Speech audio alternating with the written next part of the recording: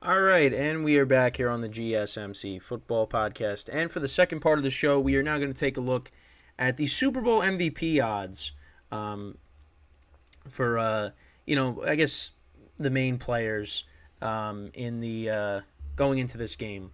So, obviously, the quarterbacks are going to be, the top two. So, Patrick Mahomes right now, he's got the best odds, which there's no surprise. You look at DraftKings, FanDuel, BetMGM, Caesar Sportsbook.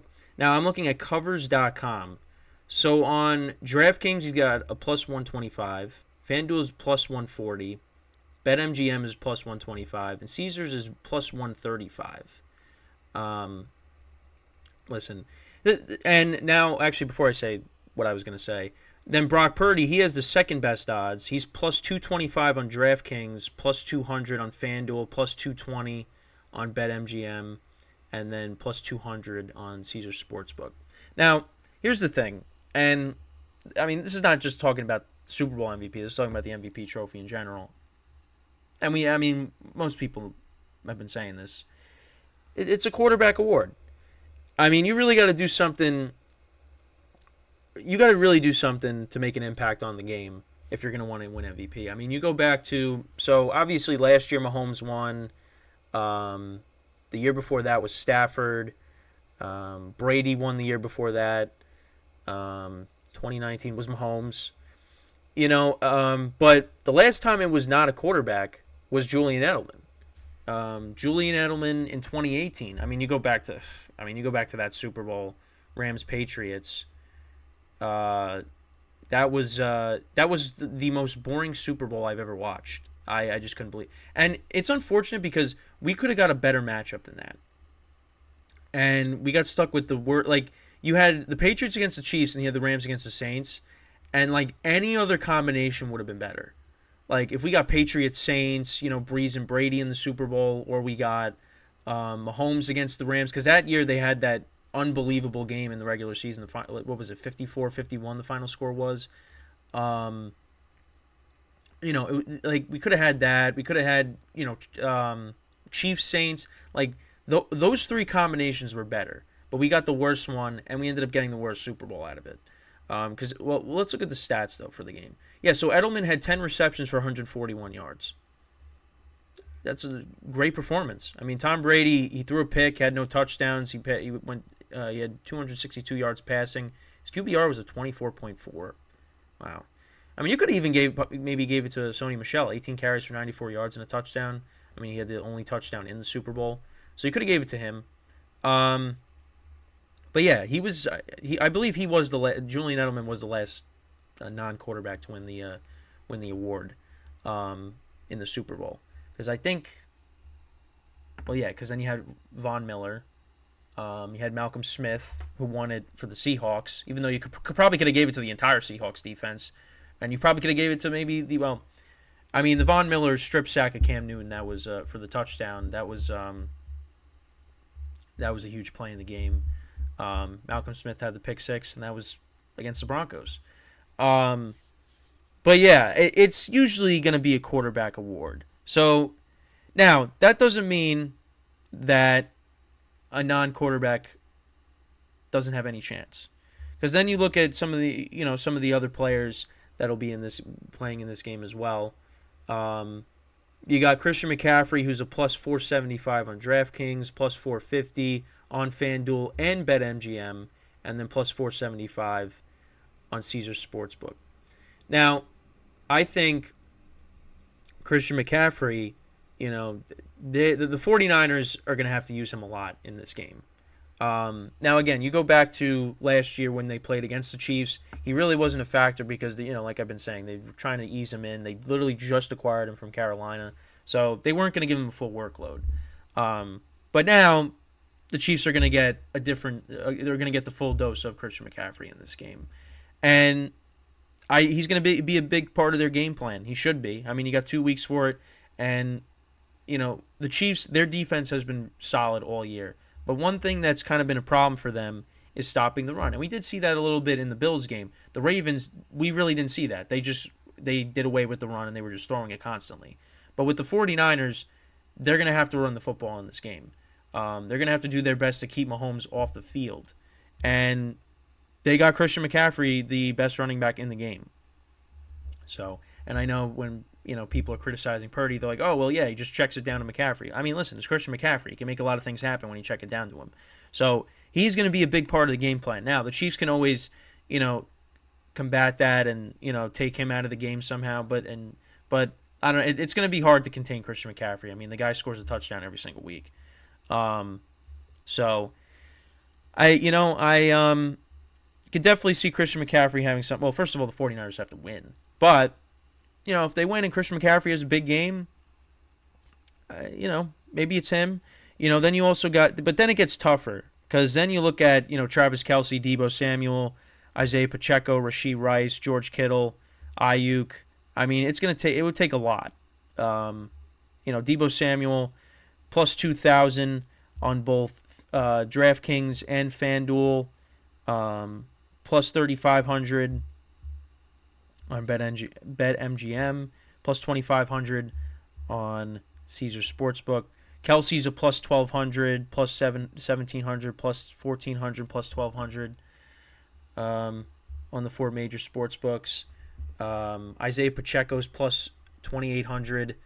I'm just going to go across the board because, it goes, so on here, on covers.com, it goes DraftKings, FanDuel, BetMGM, and Caesar Sportsbook. Pacheco's plus 2,800, plus 3,500, plus 3,500, plus 3,000. Then Rashee Rice is plus 5,000, plus 7,000, plus 6,000, plus 6,000. Kittle is plus 6,000, plus 7,000, plus 8,000, plus 6,000. Ayuk is plus 6,000, plus 4,500, plus 5,000, plus 5,000. And then they also have Nick Bosa, who's a plus 7,500 on DraftKings and on Caesars, and then he's a plus 10,000 on BetMGM, and also a plus 10,000 on FanDuel. So, but yeah, that's the Super Bowl odds, Super Bowl MVP odds. I mean, I think but it's crazy how, after the quarterbacks, you got McCaffrey, and I went over his numbers, and then there's just a huge drop off after that. Kelce has the next best odds. You go from plus 475 on DraftKings to plus 1,200 on DraftKings, comparing Kelce and McCaffrey. But again, Christian McCaffrey is going to be heavily involved in this game. Deebo Samuel could also carry the ball as well, because, they've been using him as a gadget player, him taking carries out of the backfield. But, ultimately, if the Chiefs win the game, it's most likely going to be because of Mahomes. So he's going to get the MVP. With the 49ers, it might be a little bit different. Again, you usually give it to the quarterback, but again, I could see if McCaffrey has a big game and the 49ers win, I don't know. It depends on what Purdy's stats are, but yeah, I could see maybe McCaffrey getting it possibly. Maybe he has maybe he breaks a big run in this game for a touchdown. It's definitely possible. I think McCaffrey is a lock to score a touchdown. He's scored in every playoff game so far. Even though there's only been 2, but still, he's and pretty much scored in every game this season. He's going to score in the Super Bowl. You would think, but of course, when I say that, it's going to end up not happening. No, I think he will. He is a lock to definitely score a touchdown in the Super Bowl. But we'll see. It's kind of tough for Kelce to maybe win it, just because if Kelce has 3 touchdowns, well, they're going to credit Mahomes for that, so they're going to give it to Mahomes. But I don't know. Unless again, you have a game like Edelman where a big chunk of the quarterback's yardage is from you. If Kelce goes for 200 yards in this game, or something, maybe you give it to him. I don't know. I feel like with the Chiefs, it's going to be Mahomes, regardless. Unless, it's like a low scoring game somehow, and like Chris Jones has like 6 sacks or something. I don't know. I'm just throwing like a random hypothetical out there, but yeah, I mean it's most likely going to be a quarterback that wins it. But again, I'd like to see McCaffrey win it if the 49ers do win the Super Bowl. Because again, like I want the 49ers to win the Super Bowl. I do, but I can't say that they're going to.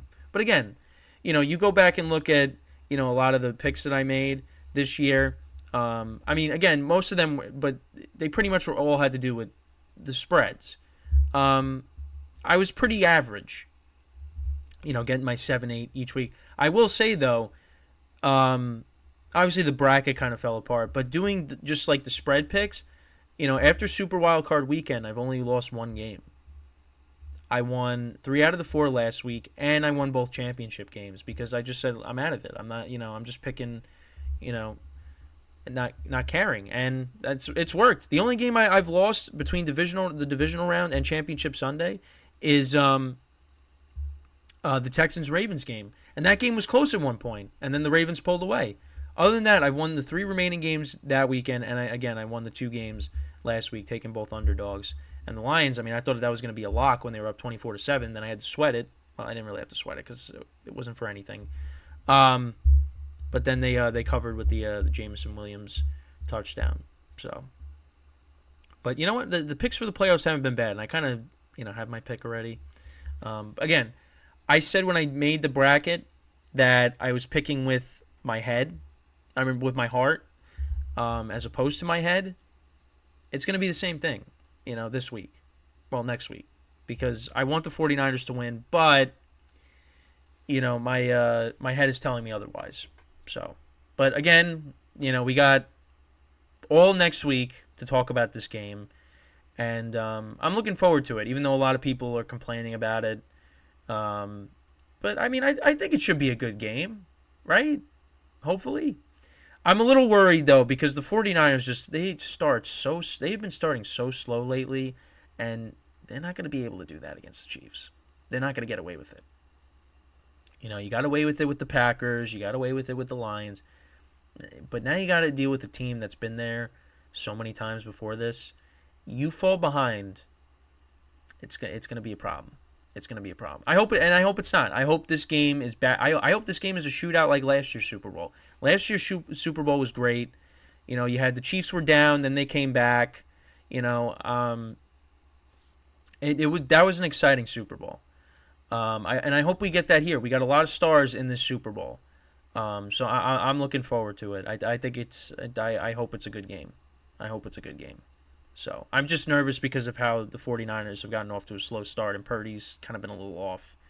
So hopefully, that's not the case here, and we just get a good game from the start. But so yeah, that's pretty much it when talking about this. But before I go into break, I just want to remind you guys once again to tip or donate and get your comments recognized. Make sure to go to the following link, that is streamelements.com/gsmcsportsnetwork./tip. Again, that really helps the show, makes the show more interactive between myself, the host, and you guys, the viewers. Again, that is streamelements.com/gsmcsportsnetwork./tip. And as always, it is displayed on the ticker on the bottom of the show segment down below. So, when we come back from our second break of the show, we will then talk about some of the latest coaching changes. So we'll talk about the Seahawks hiring Mike McDonald, what that means, and we'll also talk about some other coordinator changes as well. That is what we'll do when we come back from our second break of the show. So stick around, and we'll be right back here on the GSMC Football Podcast.